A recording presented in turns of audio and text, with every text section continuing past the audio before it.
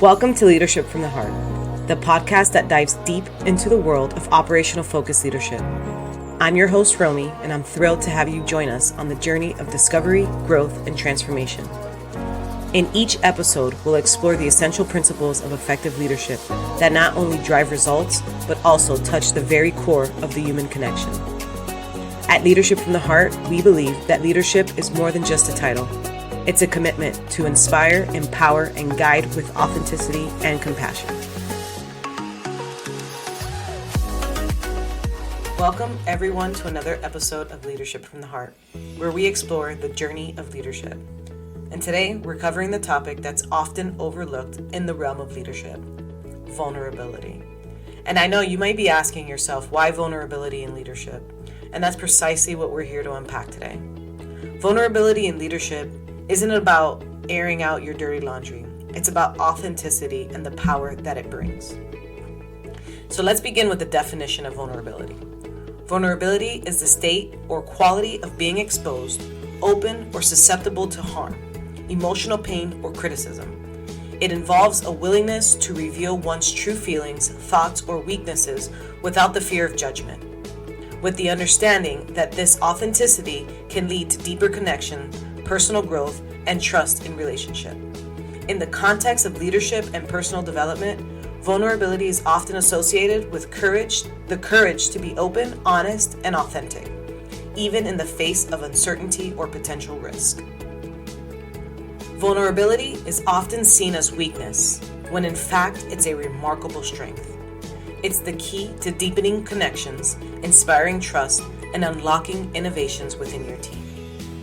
When I think about vulnerability, I can't help but think of people like Brene Brown, who's a renowned research professor, author, and speaker known for her groundbreaking work on vulnerability, courage, empathy, and resilience. When I think about leaders like Brene Brown, who famously advocated for vulnerability in leadership, as she said, vulnerability is not winning or losing. It's having the courage to show up and be seen when we have no control of the outcome, which is a pretty short summary of what the true definition is. I also think about entrepreneurs like Richard Branson, the owner of the Virgin Group, who often shares his adventurous exploits and business setbacks. His willingness to admit his failures and imperfections showcase vulnerability and leadership.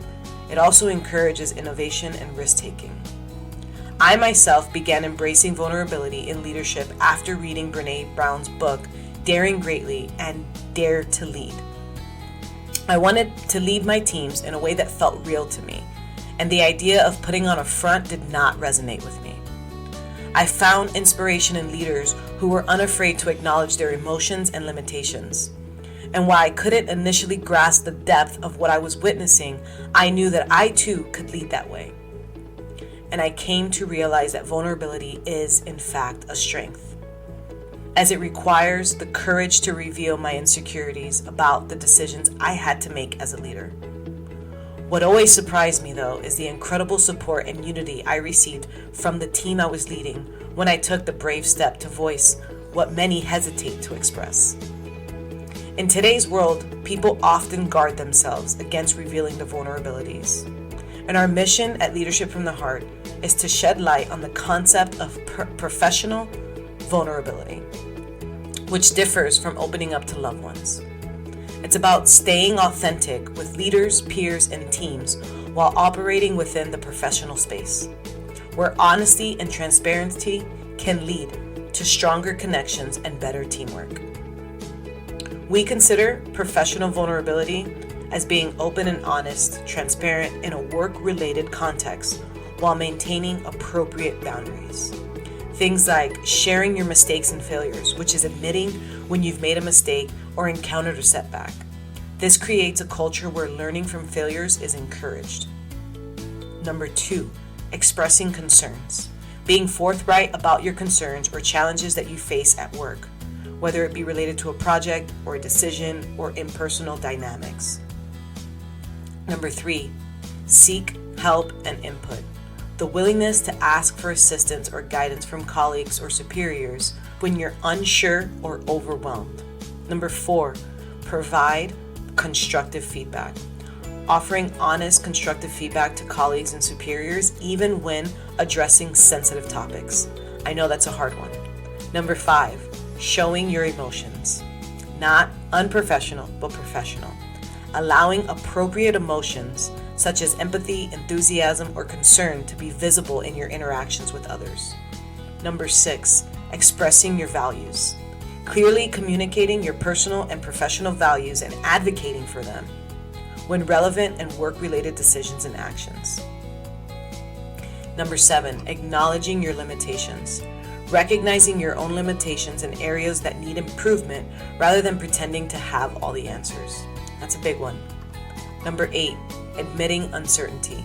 Being candid about your uncertainty or when you don't have all the information rather than making unfounded claims, which sounds wild, but in the workplace, this is a very real thing that people do. And number 9, taking responsibility, also known as taking ownership.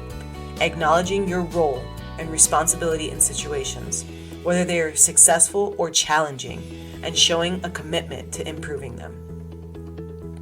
It's about creating an environment of trust, authenticity, and open communication within the workplace.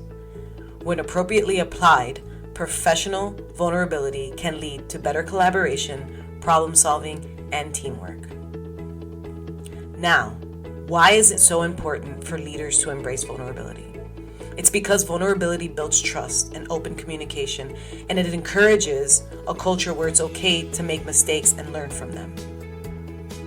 So how do you allow yourself to be vulnerable as a leader? As I always do, I like to give myself practical steps, and therefore I give you all practical steps to get you started. Step 1, self-awareness and reflection. I realize how much self-awareness comes up in our practical steps, and it's usually step 1, and it's no wonder. You can't begin to improve unless you know where to start. So begin with self-awareness. Take time to reflect on your strengths, weaknesses, and professional and personal experiences. Understand that vulnerability starts with acknowledging your own humanity. Step 2, open and honest communication. Adopt open and honest communication with yourself and your teams. But I'd like to pause here because I want to talk about being honest with yourself and really answering the questions, as most people find this very hard to do. I'll give you an example. When I tell myself that there's no time for the gym or to meal prep, it's a lie. It's a lie because if my life depended on it, I would certainly find the time. So it's important for me to say to myself, this week or today, meal prepping and the gym is not a priority. And then be at ease with that decision and simply move on without guilt because it's a decision that I made. It's not something that's outside the realm of what I can or cannot do. So be honest with yourself, truly honest with yourself. And as you begin to be honest with yourself, you'll find yourself being honest with others and your team. And then you encourage feedback and you create the safe space within yourself and now within the team members to feel comfortable sharing your thoughts, their thoughts, and concerns. Lead by example. This is step 3. Lead by example. Unlike most of our personal relationships where we tend to wait for the other person to start or to stop doing something, as a leader, be the first to show vulnerability by admitting your mistakes and sharing your own challenges. This sets the tone for your team to do the same. Side note, this also works at home with your personal relationships. Step 4, embrace feedback. I know we've all heard feedback is a gift, but this is why self-reflection is so important, because knowing who you are allows you to receive feedback with class. Whenever I hear feedback, whether it be good or bad, I always say thank you, and then I think about the essence of the feedback. I take what can be used and I leave the rest. So embrace feedback, both positive and constructive. Acknowledge the power of learning from your teams and growing together. To enhance your journey into vulnerability, I highly recommend considering reading Brene Brown's book, Daring Greatly, or Leaders Eat Last by Simon Sinek. These books shed so much light and the value of vulnerability in leadership. They changed my life, and I know that they can change yours. As we wrap up today's episode, remember that vulnerability in leadership is not a sign of weakness. It's a display of courage and authenticity that can transform your leadership style and inspire your team to reach new heights. Embrace vulnerability and you'll see the profound impact it can have. Thank you guys for joining us on another episode of Leadership from the Heart.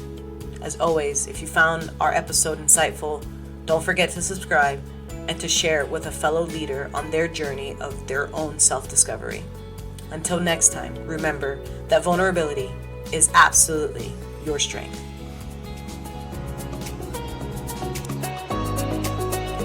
Thank you for joining us on another episode of Leadership from the Heart.